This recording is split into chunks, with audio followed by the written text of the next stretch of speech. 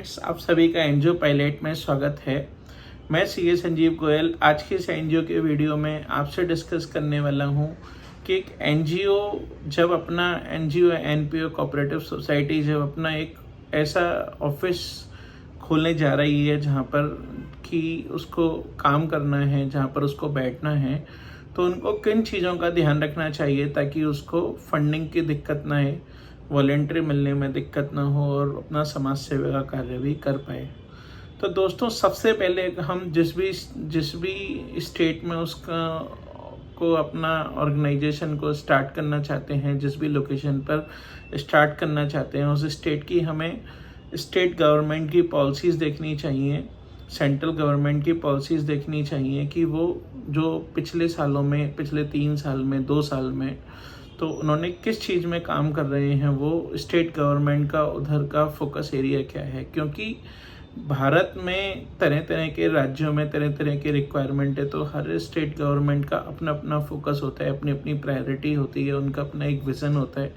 तो state government की policy को देख लेने से आपको बेहतर रहेगा कि अगर आप वहाँ पर स्टार्ट करेंगे और वो आपके ऑब्जेक्ट के साथ मैच करेगा तो कल को आपको फंडिंग मिलने में कोई दिक्कत नहीं आएगी। तो ये पहला पॉइंट है जहाँ पर मैं आपसे बोलूँगा कि सेंट्रल गवर्नमेंट, स्टेट गवर्नमेंट की पॉलिसीज़ को भी चेक करिए।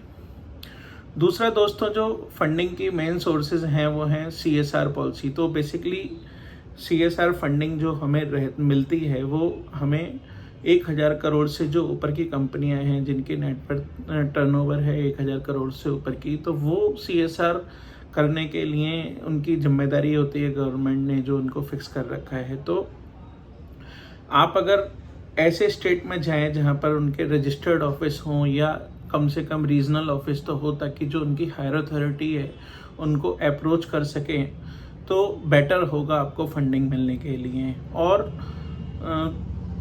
मतलब आप उनकी सीएसआर पॉलिसी भी चेक कर रहे हैं, जो कंपनियां हैं वहाँ पर एग्जिस्ट करती हैं तो वो बेसिकली किस चीज़ में खर्च करती हैं। जैसा कि मैंने आपको अभी फर्स्ट वाले पॉइंट में बताया कि सेंट्रल गवर्नमेंट, स्टेट गवर्नमेंट की पॉलिसी चेक करें, उस तरह से सीएसआर पॉलिसी भी चेक करें उस कंपनी की, और उस कंपनी का ऑफिस भी देखें कि वो किस लेवल का ऑफिस है। रजिस्टर्ड ऑफिस है तो बहुत अच्छा है, कम से कम रीजनल ऑफिस पर हायर अथॉरिटी से अगर ईजिली अप्रोचेबल हो सकता है तो बहुत अच्छा रहेगा आप लोगों के लिए।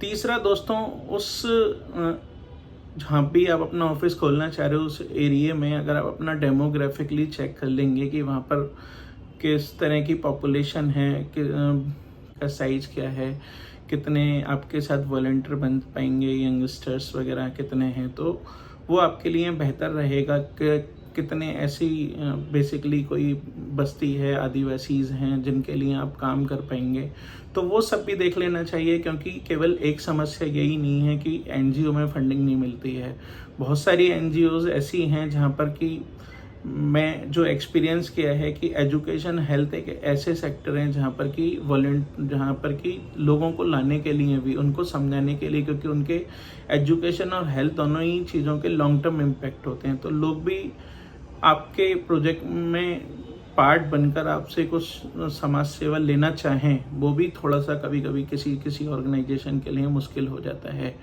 तो दोस्तों, उसका भी एक बार चेक कर लें। चौथी चीज़ दोस्तों क्या है कि जब आपने सेंट्रल गवर्नमेंट की, स्टेट गवर्नमेंट की पॉलिसीज़ देख ली, सीएसआर देख लिया आपने, वो कंपनियां कौन कौन सी एग्जिस्ट करती हैं,